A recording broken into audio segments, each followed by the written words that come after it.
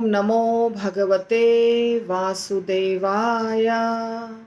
ओम नमो भगवते वासुदेवाय। ओम नमो भगवते वासुदेवाय। नारायणं नमस्कृत्य नरं चैव नरोत्तमं देवीं सरस्वतीं व्यासं ततो जयमुदीरयेत्। नष्टप्रायेषु भद्रेषु नित्यं भागवत सेवया भगवतीरुत्तमश्लोके भक्तिर्भवति नैष्ठिकी। कृष्णाय वासुदेवाय देवकी नंदनाय च नंदगोपाकुमाराय गोविंदाय नमो नमः।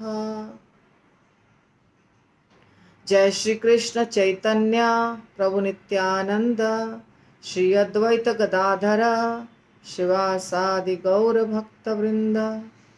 हरे कृष्णा कृष्णा कृष्णा हरे हरे, हरे राम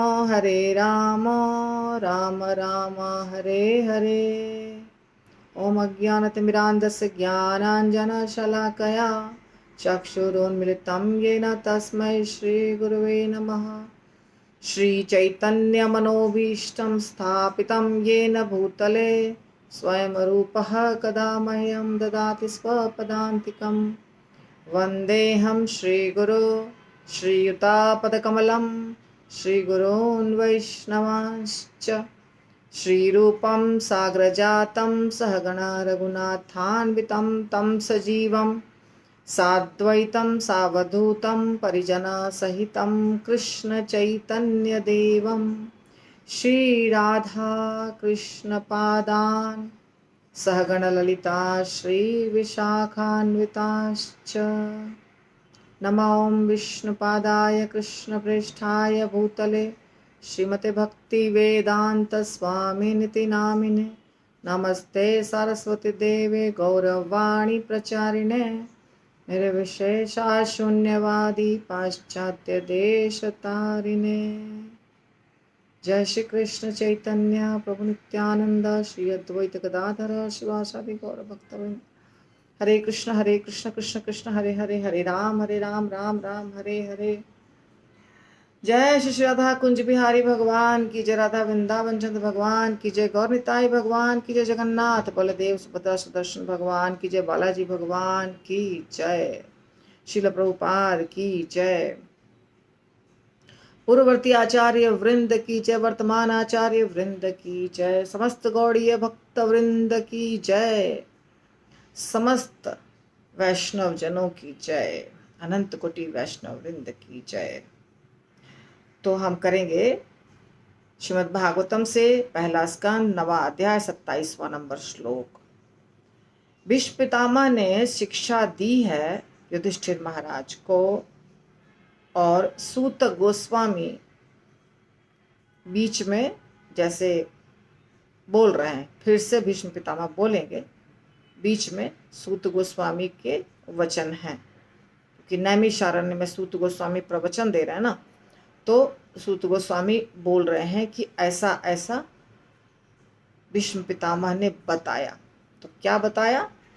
दान धर्मान राजधर्मान मोक्ष धर्मान विभागशः स्त्री धर्मान भगवत धर्मान समासव्यास योगतः। दान धर्मान दान के कृत्यों को, राजधर्मान राजाओं के राज्य विषयक कार्यकलापों को, मोक्ष धर्मान मोक्ष के कार्यों को, विभागशः विभागानुसार, स्त्री धर्मान स्त्रियों के कर्तव्य को, भगवत धर्मान भक्तों के कार्यों को, समास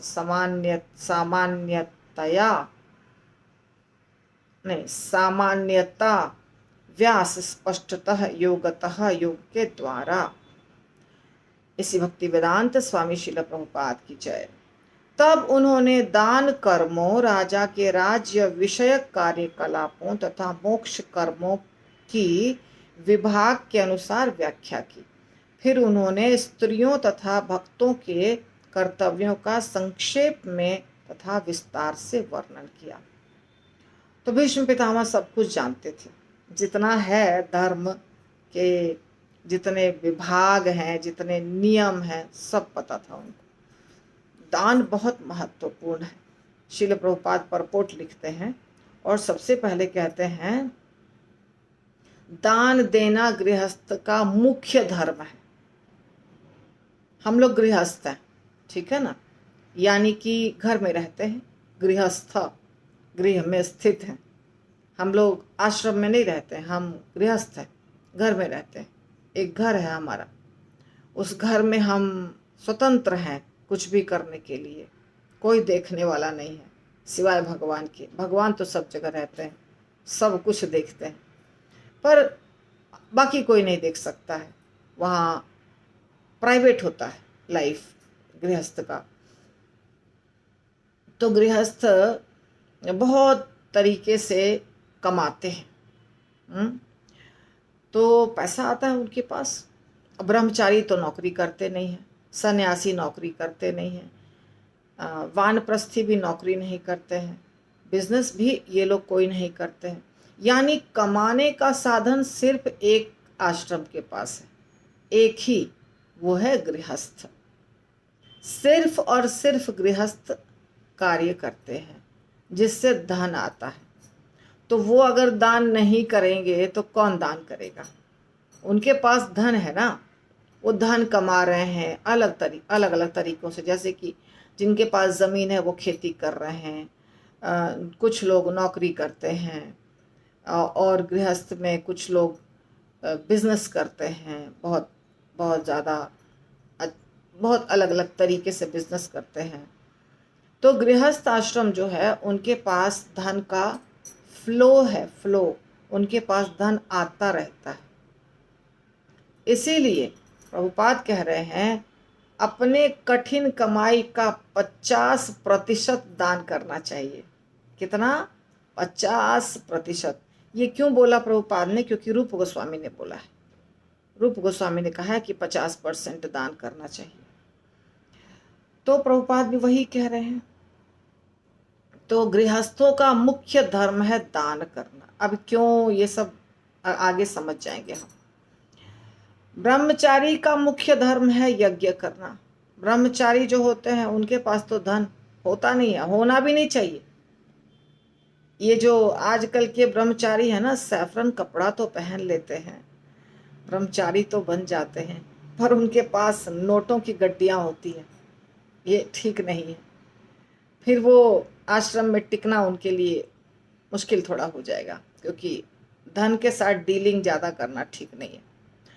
पर इस्कॉन में जो ब्रह्मचारी होते हैं वो यात्रा लेके जाते हैं, उसमें पैसे से उनका बहुत कुछ होता है, लेन देन। फिर वो जहाँ जाते हैं क्लास वगैरह देने के लिए, वो लोग भी उनको धन देते हैं। तो इस्कॉन के ब्रह्मचारियों के पास धन रहता है।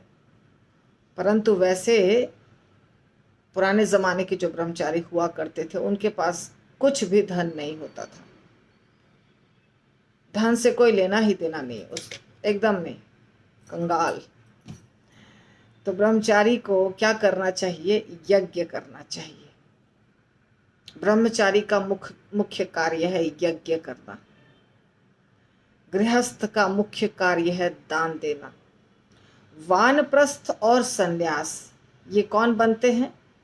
या तो ब्रह्मचारी कुछ दिनों तक रह करके, थोड़ा 25 साल तक ब्रह्मचर्य आश्रम है तो 25 साल तक ब्रह्मचर्य आश्रम का पालन करके, और उनको लगा कि हमको तो ज़रूरत नहीं है विवाह करने का, हम ऐसे ही ठीक है, क्यों पचड़े में पड़े। पुराने ज़माने में ऐसा बहुत हुआ है, शास्त्रों में वर्णन है, जिसमें कि जैसे प्रियव्रत महाराज थे, तो प्रियव्रत महाराज नहीं चाह रहे थे विवाह करना, घर बसाना, बच्चे पैदा करना नहीं चाह रहे थे।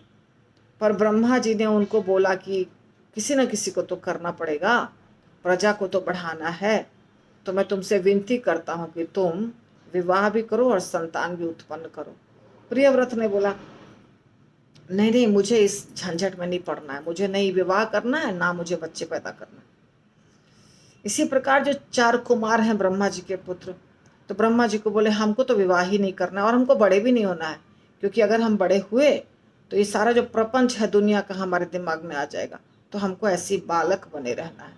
5 वर्ष के बालक, उनका शरीर 5 वर्ष वाला ही, अभी भी 4 कुमार, वो बड़े नहीं होते, तो 5 वर्ष के बालक के रूप में वो रहते हैं हमेशा। तो वो लोग कह दिए सीधे हमको तो नहीं, कुछ नहीं करना है, विवाह नहीं करना है, संतान उत्पन्न नहीं करना है। तो कहने का अर्थ हुआ कि जो नहीं चाहते हैं विवाह करना, संतान उत्पन्न करना, वो सीधे ब्रह्मचर्य आश्रम से ही सन्यासी बन जाते हैं। जैसे अगर आजकल के ज़माने का लीजिएगा तो भक्ति विनोद ठाकुर, परम पूज्य भक्ति विनोद ठाकुर के पुत्र या श्रील प्रभुपाद के गुरु भक्ति सिद्धांत सरस्वती ठाकुर गोस्वामी महाराज नैष्ठिक ब्रह्मचारी थे, यानी कि उन्होंने कभी विवाह नहीं किया, ब्रह्मचारी बने और ब्रह्मचारी से सन्यासी बन गए। तो यदि ब्रह्मचारी से सन्यासी कोई बन जाता है अति उत्तम, और नहीं तो ब्रह्मचारी के बाद गृहस्थ बनेगा, फिर गृहस्थ में बच्चे बच्चे पैदा करेगा, 50 साल की उम्र तक ये सब कर सकते हैं। और 50 के बाद आपका पुत्र बड़ा हो जाएगा तो उसके हाथ में बागडोर सौंप दीजिए, अपने घर का मैनेजमेंट उसको दे दीजिए और निकल जाइए जंगल, पति पत्नी दोनों। तो उसके बाद 50 से 75 आप रहिए वानप्रस्थ, यानी कि अलग अलग तीर्थ स्थलों में जाना, यात्रा करना, भगवान की लीला सुनना, ऋषि मुनियों से मिलना, सत्संग अटेंड करना, ये सब है वानप्रस्थ के कार्य। तो वानप्रस्थ के पास भी धन नहीं होता है, ब्रह्मचारी के पास भी धन नहीं होता है, और सन्यासी के पास भी धन नहीं होता है। तो वानप्रस्थ आश्रम में जो है वो बाद में सन्यासी बन सकता है, पत्नी को पुत्र के पास छोड़ के 75 साल के बाद वो सन्यासी बन सकता है।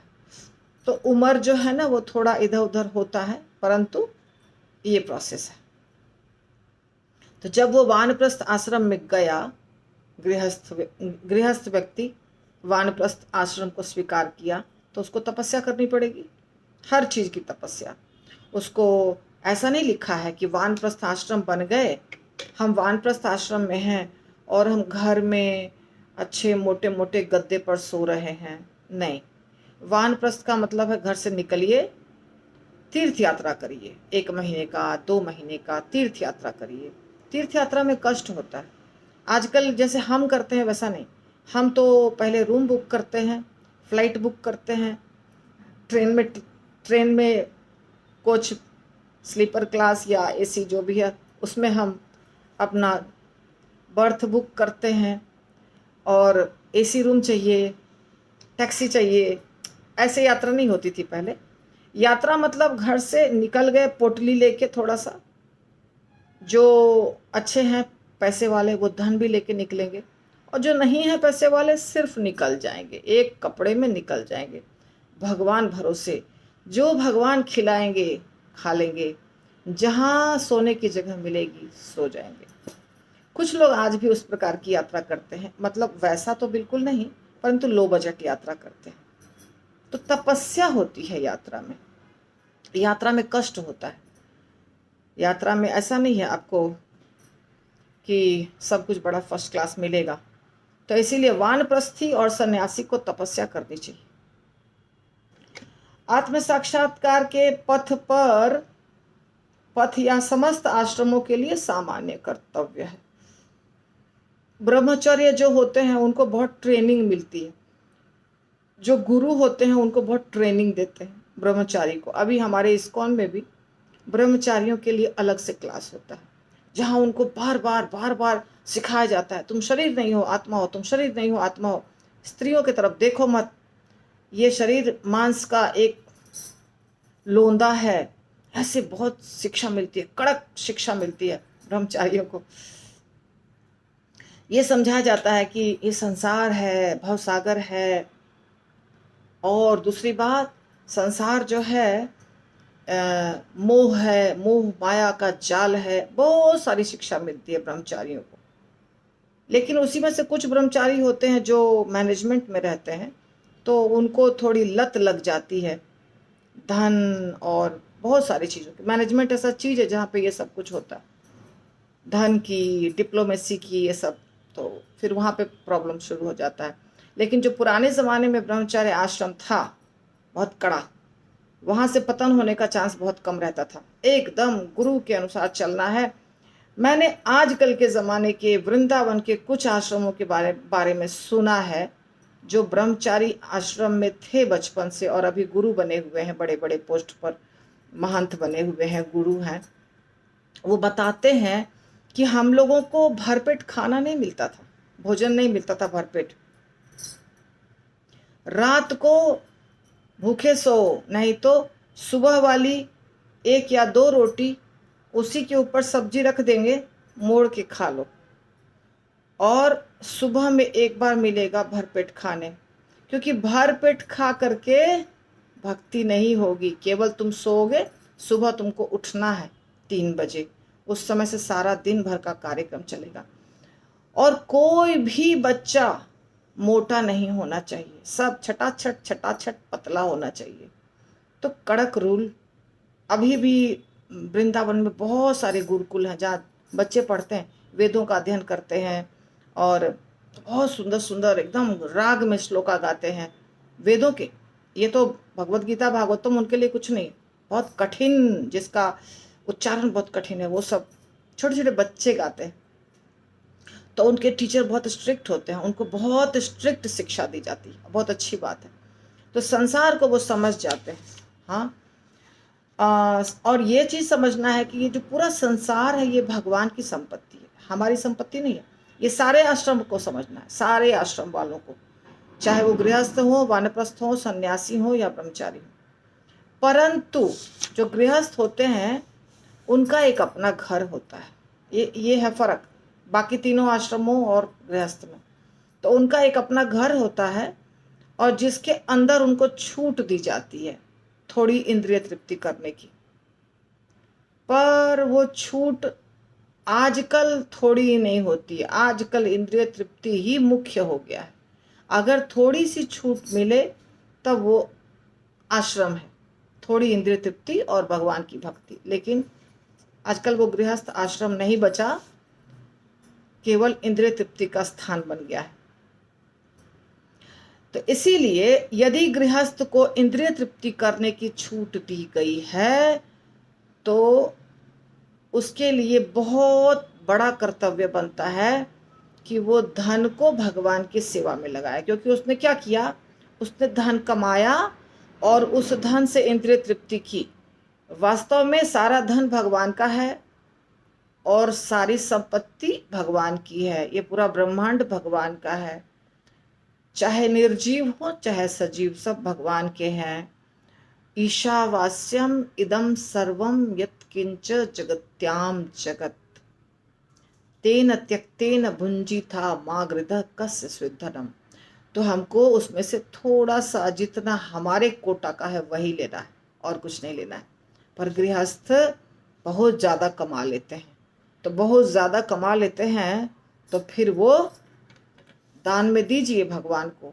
जब भगवान को दान में दीजिएगा तो प्रभुपाद एक एग्जाम्पल देते हैं कि समुद्र जो है, समुद्र में सारे नदियों का पानी चला आता है। समुद्र तो बहुत विशाल है, फिर भी उसमें सारे नदियों का पानी चला आता है, ठीक है। तो सारे नदियों का जब पानी चला आता है तो समुद्र तो बहुत बड़ा है ही, और भी बड़ा हो जाता है। फिर समुद्र को क्या करना चाहिए, समुद्र को फिर से सारे नदियों का पानी नदियों को लौटाना चाहिए। इसीलिए प्रकृति का नियम है कि सूर्य देवता का प्रचंड धूप पड़ेगा समुद्र के ऊपर सब जगह, और फिर समुद्र के पानी का वाष्प बनेगा, यानी वेपर, और वो आकाश में जाएगा, आकाश में बादल बनेगा, और वो बादल सिर्फ समुद्र के ऊपर नहीं गिरेगा, वो पूरे पृथ्वी पर बरसेगा। तो पूरी पृथ्वी पर जब वो बादल बरसेगा तो फिर से पानी कहाँ चला गया, सारे नदियों में चला गया और सब जगह। यहाँ पर भी आप जब हैंड पंप लगाते हैं, मोटर से पानी खींचते हैं तो नीचे पानी है। इसीलिए आप जब नॉर्थ इंडिया में तो 10-20 फीट खींचेंगे, 15 फीट में आपको पानी मिल जाता है, ज़्यादा गड्ढा करने की ज़रूरत नहीं पड़ती है। पर ये पथरीला इलाका है, पहाड़ी इलाका है, यहाँ पे 40-40 फीट तक खोदना पड़ता है, तभी भी सब जगह पानी नहीं मिलता है। तो पानी नीचे कहाँ से आया, वही पानी जो बारिश हुई वही पानी आ गया, फिर हम लोग सब यूज़ करते हैं और फिर वो नदियों में जाता है और नदियों से समुद्र में चला जाता है। तो समुद्र में सारा पानी आया तो समुद्र को फिर लौटाना पड़ता है। इसी प्रकार भगवान की सारी संपत्ति हमने ली, हमने क्या किया, हम गृहस्थ आश्रम में हैं, हमने अलग अलग तरीकों से धन कमाया। तो धन जो कमाया वास्तव में सब कुछ किसका है, कृष्ण का। सब चीज के मालिक कौन है, कृष्ण। तो कृष्ण की संपत्ति हम ले लिए, हमारे घर में लाके रख दिए। अब उस धन से हम सब कुछ कर रहे हैं। किसी किसी के घर में खाने के लिए अनाज भी नहीं होता है, रोटी भी नहीं होता है। बहुत सारे ऐसे लोग हैं जिनको भरपेट खाना नहीं मिलता है। पर आपके घर में फल भी भरपूर मात्रा में, ड्राई फ्रूट्स भी भरपूर मात्रा में, घी दूध दही भरपूर मात्रा में, बिस्किट चॉकलेट भरपूर मात्रा में, पैसा पॉकेट में भरपूर मात्रा में, जहाँ गए खरीद के जो मर्जी खा सकते हैं। तो ये तो जो ज़्यादा मात्रा में चीज़ें हमारे घर में आई हैं, ये भी भगवान की संपत्ति है। इसलिए भगवान की संपत्ति वापस भगवान को दे दो। किस चीज़ के माध्यम से, दान के माध्यम से। दान करो। सारे गृहस्थ का ये धर्म है कि दान करना चाहिए, और दान से हमारा धन शुद्ध होता है। हम भगवान की सेवा में लगाते हैं, भगवान की कृपा भी प्राप्त होती है, और जहाँ से आया था वहीं दे दिया। यानी कृष्ण के कृपा से हमारे पास लक्ष्मी जी आई, हम लक्ष्मी जी को वापस कृष्ण के सेवा में लगा दिए। तो इसीलिए दान बहुत महत्वपूर्ण है। ठीक है। भगवत गीता में भगवान इसी के संदर्भ में एक श्लोक बोले हैं 9.27 में, यत् करोषि यदश्नासि यज्जुहोषि ददासि यत् तपस्यसि कौन्तेय तत् कुरुष्व मदर्पणम। यत् करोषि, जो भी तुम करते हो, यदश्नासि, जो भी तुम खाते हो, यज्जुहोषि, जो भी तपस्या करते हो, जो भी दान देते हो, सब कुछ जो तुम करते हो सब मुझे अर्पित करो। भगवान कहते हैं सब मुझे अर्पित करो। ठीक है। तो जब हम ये कार्य करते हैं तो हम भौतिक टेंशन, फ्रस्ट्रेशन, परेशानी, चिंता, फिकर, ये सारे कलमश से मुक्त हो जाते हैं। ठीक है। हम योग्य बन जाते हैं।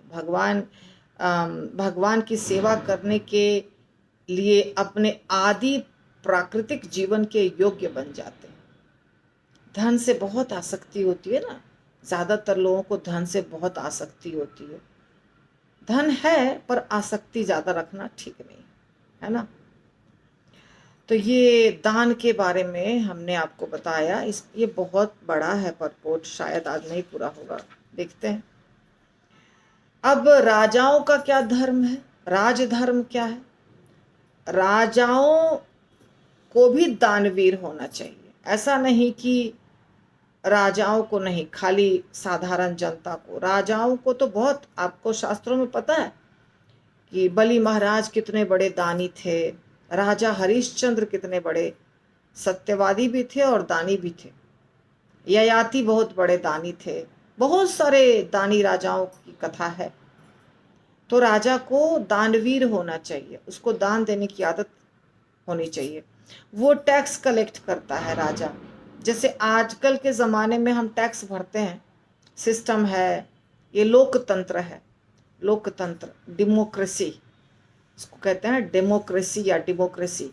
तो यहाँ पे हमारे मत से कोई व्यक्ति प्रेसिडेंट बन जाता है, वोटिंग से, यानी कि छोटा बड़ा सब बराबर, आपका एक ही वोट है।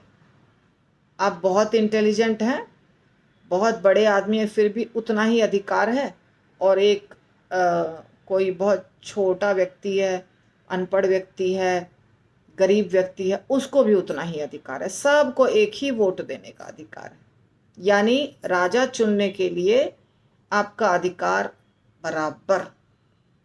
तो इसीलिए क्या होता है कि संख्या इंपॉर्टेंट हो जाती है कि कितने लोग इसको वोट दिए हैं, उसी से राजा यानी प्रेसिडेंट चुना जाता है। प्राइम मिनिस्टर, प्रेसिडेंट, ये सब किसका राज्य चलेगा, जिसके पक्ष में ज़्यादा लोग वही राज्य करेगा। ये है लोकतंत्र। पर राजतंत्र जब हुआ करता था तो ऐसा नहीं था। राजा, जो भी राजा बनते थे, वो राजा अपने मर्जी से चुनते थे कौन सेनापति बनेगा, कौन फाइनेंस मिनिस्टर बनेगा, यानी धन की व्यवस्था कौन करेगा, या और जितना भी व्यवस्था है राज्य में, जैसे अभी है वैसे ही पहले भी होता था ना। तो अलग अलग मंत्री चुनते थे, और राजपुरोहित कौन बनेगा वो भी चुनते थे। हर चीज़ के लिए लोग राजा ही चुनते थे। इसलिए अगर राजा बहुत होशियार है, समझदार है, और राजा के दरबार में कोई बहुत अच्छा होशियार ब्राह्मण है, जैसे आप सुनते हैं अकबर के दरबार में बहुत इंटेलिजेंट बीरबल था, तो वैसे बीरबल भी हिंदू था और ब्राह्मण ही था जहाँ तक मुझे याद है। तो वो बहुत समझाता था राजा को कि ये आपको करना चाहिए, ये नहीं करना चाहिए। तो नवरत्न थे अकबर के दरबार में। वैसे ही हर राजा के दरबार में होशियार व्यक्ति होते थे, और जो राजा अय्याशी है उसका फिर चौपट हो जाता था राज्य। तो जो होशियार व्यक्ति होता था, अशोक सम्राट, बहुत सारे अच्छे अच्छे राजा भी हुए हैं हमारे देश में। आजकल के ज़माने की बात कर रही हूँ, और पहले के ज़माने में तो है ही, युधिष्ठिर महाराज, अम्बरीश महाराज, बहुत सारे अच्छे राजा राज्य किए। फिर भी सब लोग क्या कहते हैं, राम राज्य। सबको राम राज्य की बहुत याद आती है कि रामचंद्र जी के राज्य में कितना अच्छा था। दरवाज़ा कोई लगाते नहीं थे, सब लोग दरवाज़ा खोल के ही रहते थे। तो राजा बनना बहुत आसान चीज़ नहीं है। एक श्लोक है श्रीमद् भागवतम का, गुरु न सस्यात् स्वजनो न सस्यात् पिता न सस्यात् जननी न सस्यात् दैवं न तत्स्यात् न पतिश्च सस्यात् न मोचयेत यह समुपेत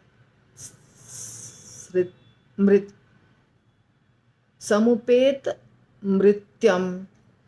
तो इसका अर्थ है कि यदि आप अपने जनता को, अपने प्रजा को, अपने घर के लोगों को, अपने बच्चों को जन्म मृत्यु के चक्र से छुटकारा नहीं दिला सकते हैं, तो आपको गुरु बनना नहीं चाहिए, राजा बनना नहीं चाहिए, पिता बनना नहीं चाहिए, माता बनना नहीं चाहिए, देवता बनना नहीं चाहिए, क्योंकि पति बनना नहीं चाहिए। क्योंकि अगर आप गुरु हैं, राजा हैं, पति हैं, देवता हैं, माता हैं, तो आपका कर्तव्य है कि आपके अंडर में जो है उनको जन्म और मृत्यु के चक्र से छुटकारा दिलाइए। ये आपका कर्तव्य है, अपने कर्तव्य का पालन करिए। ऐसे ही नहीं राजा बन के बैठ गए, जनता से टैक्स ले रहे हैं, लूट रहे हैं जनता को, और जनता जाए भाड़ में। जनता को क्या करना चाहिए, क्या नहीं करना चाहिए, इसका ध्यान नहीं दे रहे हैं। ऐसा राजा खुद भी डूबेगा और प्रजा को भी डुबाएगा। पर यदि अच्छा राजा है तो मंदिर, राज्य के बीचों बीच मंदिर बनाता है, अम्बरीश महाराज की तरह। स्वयं भी पूजा करता है, पूरी जनता को पूजा करने में लगाता है। स्वयं भी कथा वाचन करता है, कथा श्रवणम करता है, पूरी जनता भी श्रवणम करती है। जैसे जयपुर के राजा हैं श्री गोविंद देव जी। गोविंद देव जी यानी भगवान गोविंद देव जी, श्री राधा गोविंद देव जी जयपुर के, सारे जयपुर के निवासी उनको ही राजा मानते हैं, वही मालिक हैं। सब उनके पास हाजिरी लगाते हैं सुबह जाकर के। सब कभी भी 12 महीना में भी कभी भी आप चले जाइए, भीड़ लगी रहती है वहां पे, सुबह भी, दोपहर भी, शाम भी। जितनी बार आरती होगी हर समय भीड़, इतनी भीड़, बहुत अच्छा लगता है। मैंने वीडियो बना के दिखाया ना, तो मैं जब भी जयपुर गई हूँ, यानी कि कार्तिक महीने में हर समय भीड़ रहती है। कार्तिक में तो विशेष भीड़ रहती है। तो जयपुर के राजा जो थे वो गोविंद देव जी को वहां स्थापित किए।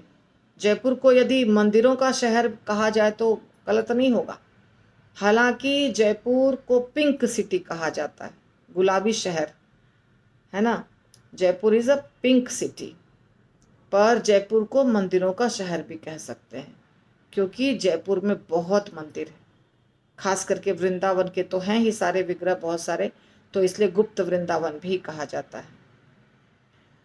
तो ऐसा राजा होना चाहिए जो भगवान को बीच में बिठाए और सारी जनता को सुविधा दे। तुम सेवा करो भगवान की, और जो टैक्स वसूले वो फिर दान दे प्रजा के कल्याण के लिए। जैसे क्या होता है, टैक्स जब हम वसूल करते हैं, यानी कि जो प्रेसिडेंट करते हो या राजा करते हो, तो टैक्स सबसे लिया जाता है। पहले के ज़माने का रूल था कि जितना अनाज उपजा उसका 25% आपको राजा को देना होगा। आजकल अलग तरीका है टैक्स लेने का, पहले ये तरीका था 25%। यदि आपके यहाँ 4 मन अनाज उपजा है तो 1 मन राजा को दीजिए, 3 मन आपका, ठीक है। तो ये रूल था। तो आपके पास से 1 मन आया, और जिसके पास 100 मन अनाज उपजा है उसके पास से तो 25 मन आ जाएगा। जिसके पास 1000 मन अनाज उपजा है उसके पास से तो 250 मन अनाज आ जाएगा। तो इस प्रकार राजा के पास तो बहुत धन आ जाएगा। अब सड़क बनाना है या कुछ भी पानी की व्यवस्था करनी है या अकाल के समय हेल्प करना है लोगों को, तो जो खजाने में रखा गया धन है उससे सारे गरीब लोगों को भी सुविधा मिल जाती है। क्योंकि अगर रोड बनता है तो जो गरीब है उसका तो 1 मन का पैसा गया था ना, परंतु जो अमीर है उसका तो 250 मन का पैसा गया था। सबका मिला के रोड बना है, तो इससे गरीबों को बहुत फायदा होता है, सबको सुविधा मिलती है।